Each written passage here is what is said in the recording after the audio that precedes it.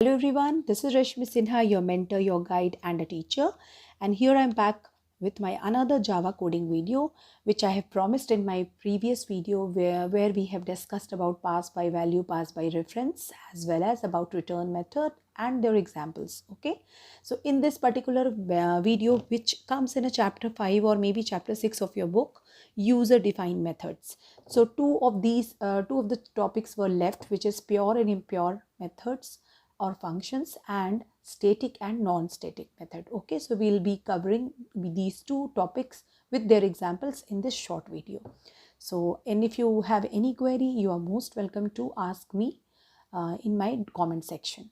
Okay, so let's start. The first, as you can see my screen, the topic is written already. Types of function. We have two type of functions, pure and impure. Pure function is also called accessor method and impure function is also called mutator method. Now let's see how they perform. If you see the pure function, these functions which are sure to provide exact result when the same arguments are passed. What does this mean?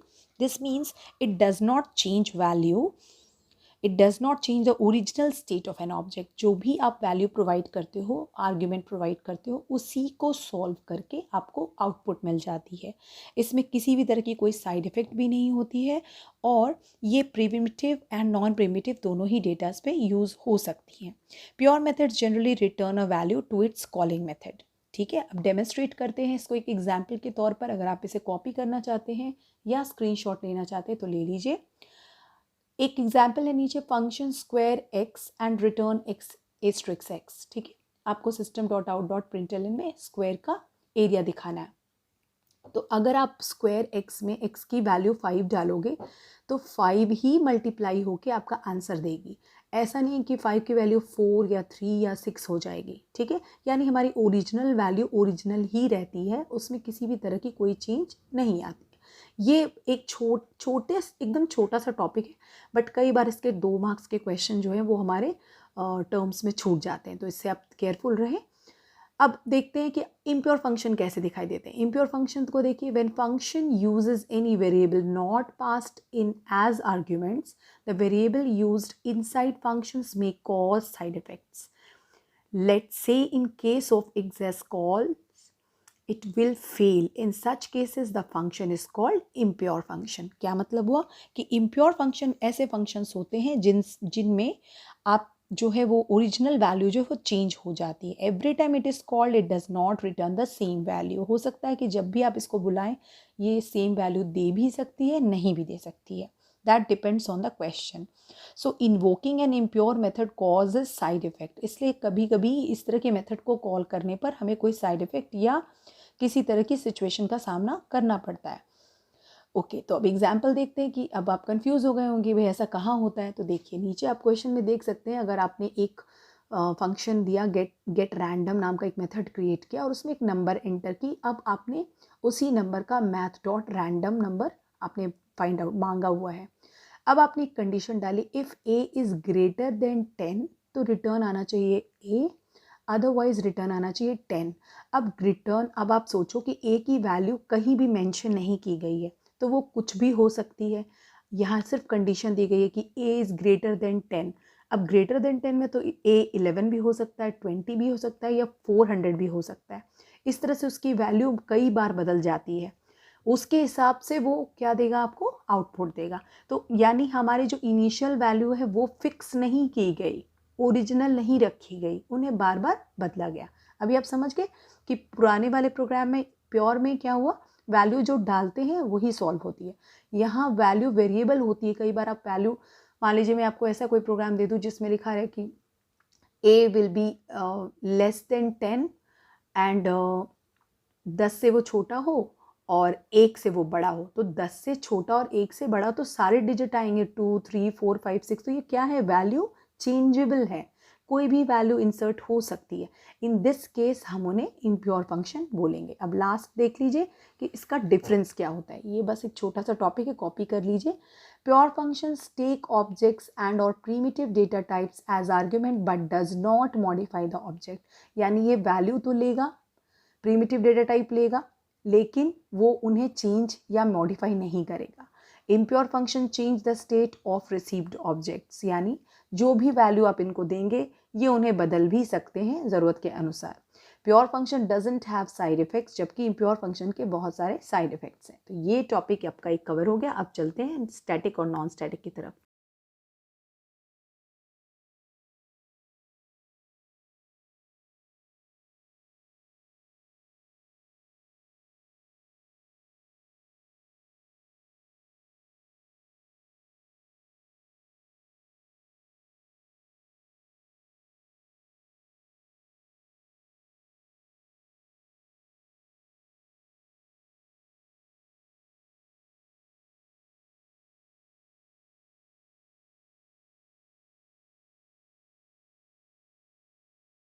तो चलिए अब समझते हैं static method और non static method को।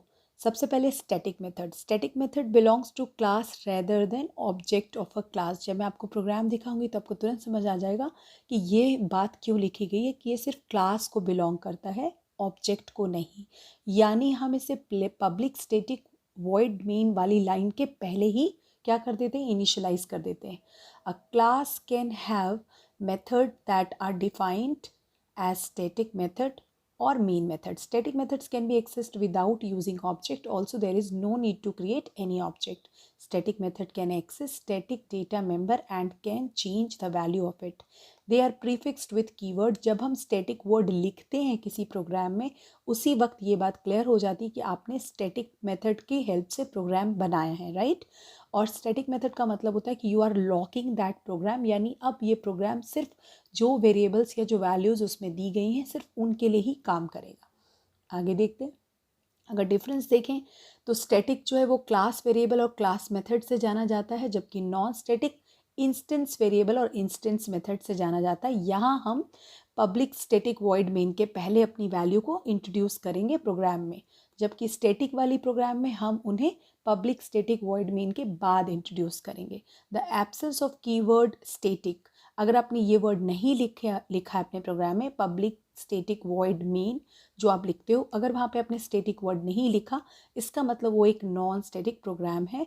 यानी वहाँ हम अपनी वैल्यूज़ कितनी भी बार कॉल कर सकते हैं और प्रोग्राम में बार बार रिटर्न फंक्शन की हेल्प से अपने वेरिएबल्स, लोकल पैरामीटर्स को चेंज करके आंसर्स मांग सकते हैं। स्टैटिक मेथड को समझने के लिए थोड़ा और चलते हैं। A method may be declared with static keyword. सबसे पहले तो स्टैटिक वर्ड लिखा रहेगा। Static method live at class level, not at object. वो क्लास के अंडर काम कर रहा है, तो उसकी डिपेंडेंसी क्लास के लिए होती है, ऑब्जेक्ट के लिए नहीं। और स्टैटिक मेथड में एक्सेस स्टैटिक वेरिएबल्स, जैसा कि आप नीचे प्रोग्राम में देख रहे हैं। पब्लिक क्लास एम्प्लॉय नाम का हमने एक क्लास क्रिएट किया, और प्राइवेट आपकी मर्जी, वो ज़रूरी नहीं है, बट आप अगर वहाँ पे पब्लिक वर्ड भी लिखते तो public static int number of employee नाम का एक मेथड लिया गया है, ठीक है। तो स्टैटिक वर्ड लगाने का मतलब है हमने इस प्रोग्राम को सिर्फ इतने ही वेरिएबल्स के लिए क्या कर लिया है, लॉक कर लिया है, रिजर्व कर लिया है। तो public static int get number of employees return किया जाएगा, जितने भी वहाँ पे एम्प्लॉयज़ काम करते हैं उनका टोटल नंबर इस प्रोग्राम में हमें मिल जाएगा। अगर आप इसको लॉजिकली समझना चाहें तो static is not the true intent to object oriented design and concept based on following scenario. Suppose कीजिए लैम्प एक ऑब्जेक्ट है जो एक फंक्शन कर सकता है ऑफ और ऑन का, उसके दो स्टेट हैं, ऑफ एंड ऑन, उसका कैरेक्टरिस्टिक है। इसका मतलब ये नहीं कि अगर आप उसको ऑफ बोले तो पूरे वर्ल्ड के लैंप ऑफ हो जाएंगे, ऐसा नहीं होता है। क्योंकि सिर्फ आपने उस लैंप के लिए, जो लैंप आप अपने प्रोग्राम में इनिशियलाइज कर रहे हैं, यानी जो वेरिएबल आप अपने प्रोग्राम में डाल रहे हैं, पैरामीटर्स डाल रहे हैं, बस ये जो स्टैटिक वर्ड है वो सिर्फ उसी को एग्जीक्यूट होने देता है, दूसरे किसी भी पार्ट को वो इफेक्ट नहीं करता है। इस एग्जाम्पल से आप समझ सकते हैं कि लैंप का मतलब ये नहीं है कि पूरे वर्ल्ड के लैंप, सिर्फ एक पर्टिकुलर लैंप की बात हो रही है। ओके, तो अब चलते हैं थोड़ा सा नॉन स्टैटिक की तरफ। तो अब एक प्रोग्राम देखते हैं जो स्टैटिक मेथड पे बना हुआ है। वैसे आप चाहें तो एक कॉमन प्रोग्राम भी क्रिएट कर सकते हैं जिसमें स्टैटिक और नॉन स्टैटिक दोनों ही मेथड को आप एक साथ ही इंट्रोड्यूस करा के, मतलब अलग अलग बॉडी रहेगी, दिखा सकते हैं और फिर लोकल पैरामीटर से उनकी वैल्यू को कॉल कर सकते हैं। बट फिलहाल अभी जो प्रोग्राम आपके सामने आ रहा है स्क्रीन पर, इसको ध्यान से देखिए। क्लास है GFG नाम का, स्टैटिक मेथड का प्रोग्राम है, इसलिए कॉमेंट लाइन में स्टैटिक लिखा हुआ है। आपने सिमिलर लाइन हमेशा की तरह यूज़ की, पब्लिक स्टैटिक इंट सम नाम का एक मेथड बना जिसमें दो वैल्यूज़ डाले गए, इंट ए और इंट बी। ये एक फॉर्मल पैरामीटर्स हैं जो आप प्रीवियस वीडियोज़ में पढ़ चुके हैं। अगर आपको दिक्कत है तो प्लीज़ उसको जाके एक बार देख लीजिएगा। रिटर्न फंक्शन यूज़ करेंगे और हम वैल्यू को सिर्फ ऐड कर देंगे। अगर रिटर्न फंक्शन को लेके भी आपको प्रॉब्लम है तो please go back to the previous video and check first then watch this video, ताकि आपको ज़्यादा अच्छे से समझ आए। अब चूंकि आपने क्लास का नाम GFG रखा था और आप इस एक ये जो है आपने कॉल कर लिया स्टैटिक फंक्शन से, रिटर्न करके आंसर दे देगा। अगर आप नीचे देखिए पब्लिक स्टैटिक वॉइड मेन, अब की बार आपने स्ट्रिंग आर्क्स करके दो वेरिएबल कॉल कर लिए। ये लोकल वेरिएबल्स हैं, यानी एक्चुअल पैरामीटर हम डाल रहे हैं, n की वैल्यू 3 और m की वैल्यू 6 डाल रहे हैं। ये स्टैटिक मेथड में काम कर रहा है। तो यहाँ पर हमें एक जो हमारा जो s है, यानी जो हमें सम करना है, उसे हमें सम नाम से बुलाना पड़ेगा s को। क्यों? क्योंकि सम आपने कहाँ लिखा है? GFG क्लास में। नीचे आपका जो है वो बॉडी चेंज हो रही है, तो ये इसको लॉक हो जाता है। ये इसको वहाँ कनेक्ट करने के लिए हमें सम मेथड को यहाँ डिक्लेयर करना पड़ रहा है, इसलिए हमने सम मेथड को डिक्लेयर किया। और यहाँ वो n और m की वैल्यू 3 और 6 समझ सकता है और ऐड करके हमें कितना आंसर देगा? 9। ठीक है, होप आपको समझ आ गया हो। चलिए अब एक देखते हैं नॉन स्टैटिक के ऊपर। नॉन स्टैटिक मेथड कैसे होते हैं? The memory of non static method is not fixed. उनकी मेमोरी फिक्स नहीं होती, वो रैंडम होते हैं, क्योंकि हम कई बार आप उसमें मैंने आपको बताया कि जब आप स्टैटिक वर्ड ही नहीं लगाओगे तो डेफिनेटली वो प्रोग्राम लॉक नहीं या कई वेरिएबल्स को कॉल कर सकता है। Class object to call a non static method, to call the method we need to write the name of the method. हमें इसमें मेथड का भी नाम लिखना पड़ता है और क्लास का भी नाम लिखना पड़ता है, तो हमें न्यू ऑब्जेक्ट बनाना पड़ता है। तो चलिए इसका एक प्रोग्राम देखते हैं। ये इसका फॉर्मेट है जो आप देख रहे हैं, मैं प्रोग्राम दिखाती हूँ आपको। ये देखिए प्रोग्राम का नाम है GFG, नॉन स्टैटिक है तो स्टैटिक वर्ड रिमूव हो गया। पब्लिक इंट सम, दो वेरिएबल एंटर हो गए जो कि फॉर्मल पैरामीटर्स हैं, और आपने रिटर्न फंक्शन से दोनों की वैल्यू ऐड करवा ली। लेकिन अब जब आपको पैरामीटर्स कॉल करने हैं, कौन से? लोकल, तो देखिए आपको क्या करना पड़ रहा है। नीचे बॉडी में चेंज आ गया है। नीचे बॉडी में क्या चेंज आया? आपको एक न्यू ऑब्जेक्ट क्रिएट करना पड़ा। क्यों? क्योंकि स्टैटिक वर्ड जो है वो लोकल पैरामीटर्स को पढ़ने के लिए आपको क्लास को भी कनेक्ट करना पड़ता है, साथ में मेथड को भी कनेक्ट करना पड़ता है। इसलिए हमने यहाँ एक न्यू ऑब्जेक्ट क्रिएट किया GFG, जो क्लास के नेम से, आपको न्यू ऑब्जेक्ट क्रिएट करना आता ही होगा।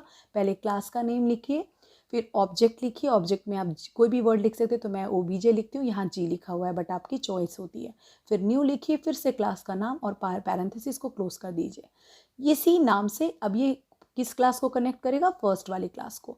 अब सम मेथड को बुला लीजिए जैसे कि पिछले प्रोग्राम में आपने किया था, और अब इसकी सिस्टम आउट डॉट प्रिंटलाइन जब आप वैल्यू लेंगे तो यहाँ भी आपको वैल्यू क्या मिल जाएगी? 9। ठीक है, ये जो बॉडी पार्ट है जो आप सेकंड में देख रहे हैं, प्लीज़ इसको अच्छे से प्रैक्टिस कर लीजिएगा, क्योंकि इसकी बॉडी से आपको काफ़ी क्वेश्चंस क्रिएट हो जाते हैं। तो एक बार मैं वाइंड अप कर देती हूँ ये दोनों टॉपिक, स्टैटिक नॉन स्टैटिक।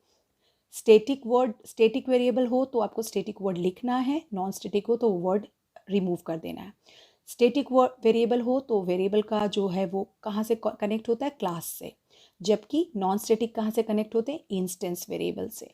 और लास्ट में static variables are accessed by the class name, जबकि नॉन स्टैटिक वेरिएबल्स कहाँ से कनेक्ट होते हैं? ऑब्जेक्ट के नेम से। तो होप आपको ये पूरा वीडियो अच्छी तरह समझ आ गया हो। आप अच्छे से इसकी प्रैक्टिस करें, और मैं नेक्स्ट वीडियो में आपको मिलती हूँ जल्दी ही। तब तक थैंक यू, गुड नाइट।